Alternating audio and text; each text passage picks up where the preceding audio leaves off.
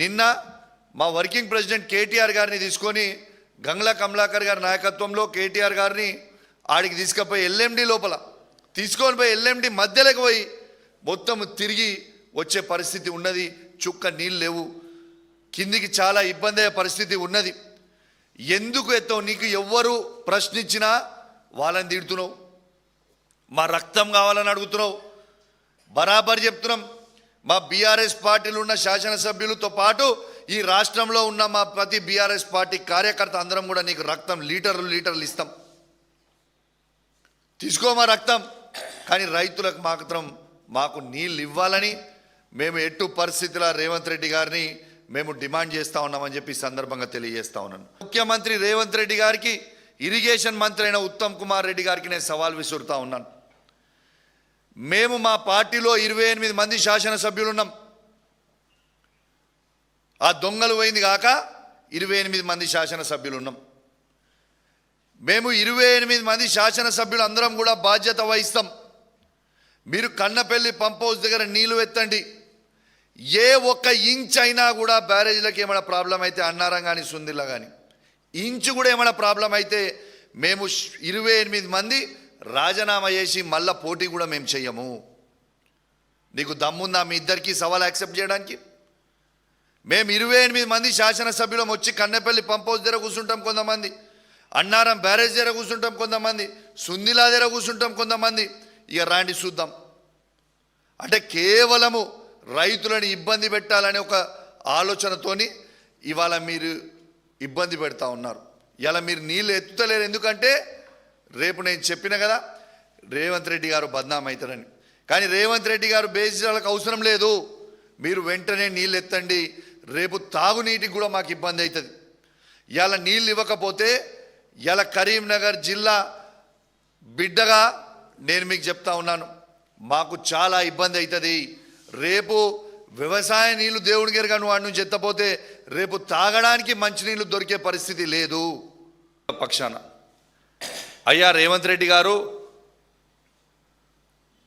మీరు సూటిగా సమాధానం చెప్పండి. ఇలా 1,00,000 క్యూసెక్ ఆఫ్ నీళ్లు కన్నేపల్లి పంప్ హౌస్ దగ్గర నుంచి పోతూ ఉన్నాయి, సముద్రంలో కలిసిపోతూ ఉన్నాయి. మీరు ఎందుకు ఎత్తుతలేరో జవాబు చెప్పండి. ఇలా కన్నపల్లి పంప్ హౌస్ నుంచి మీరు ఎత్తుతే అన్నారం బ్యారేజ్ నుంచి సుందిల్లా బ్యారేజు, సుందిల్లా నుంచి ఎల్లంపల్లికి, ఎల్లంపల్లి నుంచి నందిమేడారం నుంచి మిడ్ మానేర్కి, అక్కడి నుంచి ఎస్ఆర్ఎస్పికి, అక్కడి నుంచి కింది డైవర్షన్కి, ఇటు మా కరీంనగర్ నుంచి హుజరాబాద్ మీద నుంచి అటు కోదాడ్ వరకు ఆ మిడ్ మానేర్ జంక్షన్ కాబట్టి అక్కడి నుంచి ఇటు మెదక్ జిల్లాకు కూడా నీళ్ళు ఇచ్చే అవకాశం ఉన్నా ఇలా సముద్రంలో మీరు నీళ్లు ఎందుకు కలిపేస్తూ ఉన్నారు? తెలంగాణ రైతుల కడుపు ఎందుకు కొడుతున్నాడో ఇలా రేవంత్ రెడ్డి గారు తెలంగాణలో ఉన్న రైతాంగానికి జవాబు చెప్పాల్సిన అవసరం ఉండదని నేను చెప్తా ఉన్నాను. ఇలా కేవలం నువ్వు మాట్లాడిన ఇన్ని రోజు కాళేశ్వరం కూలేశ్వరం అయిపోయింది అని ఏవైతే అబద్ధాల ప్రచారం చేసినామో ఇలా రైతులకి తెలిసిపోతుందని ఇలా నువ్వు అది ఆన్ చేస్తలేవు. ఇలా రాజకీయాలు అవసరం లేదు రేవంత్ రెడ్డి గారు, రాజకీయాలు అవసరం లేదు.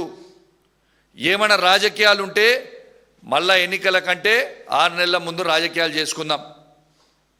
కానీ వాళ్ళ రైతుల కడుపు మీద ఎందుకు కొడుతున్నావు అని మేము అడుగుతున్నాం. ఉత్తర తెలంగాణ రైతుల పక్షాన మేము అడుగుతా ఉన్నాం, వాళ్ళ కడుపు మీద మీరు ఎందుకు కొడుతూ ఉన్నారు? ఇలా రైతులు చేసిన తప్పేంటిది? కేవలం కాంగ్రెస్ పార్టీకి వాళ్ళు ఓటేసి నేను కుర్చీ మీద కూర్చోబెట్టడమేనా ఇలా రైతులు చేసిన తప్పు అని నేను అడుగుతా ఉన్నాను. ఇలా రేవంత్ రెడ్డి గారు మీ బాధ అంతే ఏంది? ఇవాళ అక్కడ నీళ్ళు ఎత్తుతే ఆ నీళ్లు రైతులకి రేపు యూరియా బస్తాలు ఇవ్వాల్సి వస్తుంది. యూరియా బస్తాలు ఇచ్చి పంట వండిన తర్వాత ఆ పంటకు కొనాల్సి వస్తుంది. ఆ పంట కొనుగోలుతో పాటు 500 బోనస్ ఇవ్వాల్సి వస్తుంది. ఇదంతా లొల్లేంది? నీళ్ళే ఇవ్వకపోతే అయిపోతుంది అని ఒక చిల్లర ఆలోచన ఇలా రేవంత్ రెడ్డి గారు చేయడం చాలా చాలా చాలా బాధాకరం. ఇలా రేవంత్ రెడ్డి గారు మీరు వెంటనే నీళ్లు ఎత్తాలని మా తెలంగాణలో ఉన్న రైతుల పక్షాన మేము డిమాండ్ చేస్తూ ఉన్నాం. ఇలా కేసీఆర్ గారే ఈ తెలంగాణ రాష్ట్రానికి ఒక రైతే ముఖ్యమంత్రి అయితే ఏ విధంగా ఉంటుందనేది ఆ రోజు తెలంగాణ తొలి ముఖ్యమంత్రి అయిన కేసీఆర్ గారు ఇలా అద్భుతమైన కాళేశ్వరం ప్రాజెక్ట్, అంటే ఇది మన దేశంలోనే కాదు ప్రపంచంలోనే అద్భుతమైన Kaleshwaram project, world's largest irrigation ప్రాజెక్ట్ని ఇలా కట్టింది కేసీఆర్ గారు.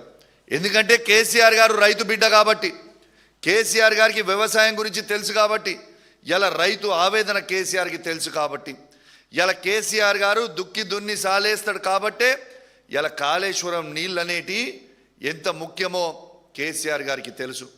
రేవంత్ రెడ్డి గారు మీరు భూదందాలు చేసుకుంటూ ల్యాండ్లు కొని అమ్ముతాడు కాబట్టి ఇలా మీకు ఆ రైతుల విలువ అర్థమైతలేదు అని నేను చెప్తా ఉన్నాను.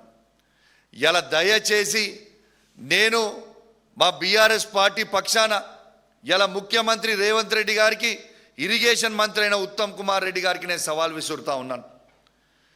మేము మా పార్టీలో 28 మంది శాసనసభ్యులు ఉన్నాం. ఆ దొంగలు పోయింది కాక 28 మంది శాసనసభ్యులు ఉన్నాం.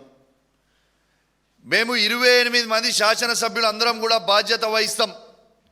మీరు కన్నపల్లి పంప్ హౌస్ దగ్గర నీళ్లు ఎత్తండి, ఏ ఒక్క ఇంచ్ అయినా కూడా బ్యారేజ్లకు ఏమైనా ప్రాబ్లం అయితే అన్నారం కానీ సుందిల్లా కానీ ఇంచు కూడా ఏమైనా ప్రాబ్లం అయితే మేము 28 మంది రాజీనామా చేసి మళ్ళా పోటీ కూడా మేము చెయ్యము. నీకు దమ్ముందా మీ ఇద్దరికి సవాల్ యాక్సెప్ట్ చేయడానికి? మేము 28 మంది శాసనసభ్యులం వచ్చి కన్నపల్లి పంప్ హౌస్ దగ్గర కూర్చుంటాం కొంతమంది, అన్నారం బ్యారేజ్ దగ్గర కూర్చుంటాం కొంతమంది.